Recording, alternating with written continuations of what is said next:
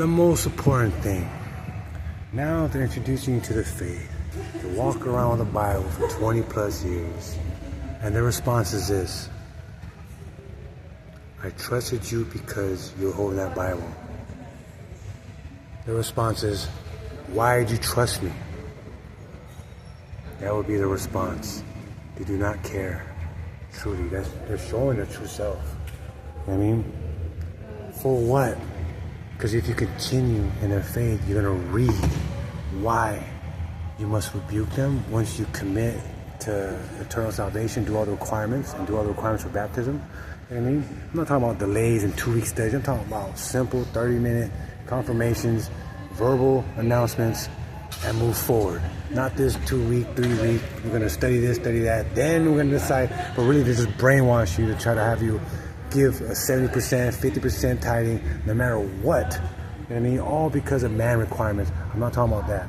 I'm talking about the fact that they will say this response to have you not join their faith, because now you know that you're supposed to rebuke them if you do join their faith privately, and if they continue it, you could do it publicly.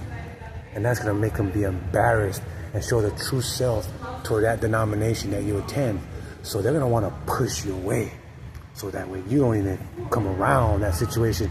And then months later, like, hey man, I want to share the Bible with you again. And repeat the same whole process all over again to shed another example going like this.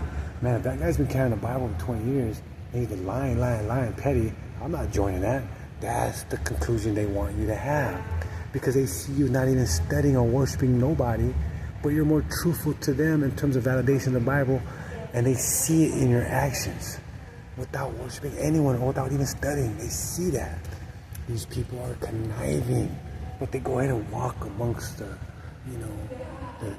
church congregations, and only when they're in view and in sight, hey, I got 5, I'll give you, and they give you nothing. And you didn't even require it. You told them, I don't require this stuff. You know what I mean? And because the other people were on the video chat, oh man, it's a phony. You know what I mean? Like characteristics, but continue without them. You know what I mean? Embrace them and stuff like that, but continue. Don't make that be an excuse of a poor example. That's why I am committed, devoted to not even have a woman.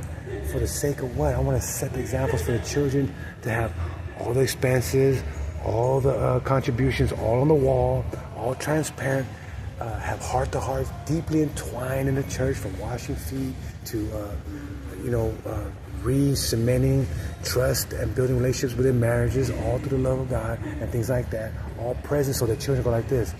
I've never seen this in my life. My parents always arguing in the room. They were able to confess at church. And now I feel good going to school because you know why? I feel like my parents are not going to separate. And that's what we're talking about, protecting the most valuable people that God cares about, which is what? The children, man. All back to the children. So think about it, Lord. Think. But if you think too long, you have lack of faith. So study the scripture and find out what's really going on. See the perspective of God's kingdom from their eyes. Everything validated by scripture.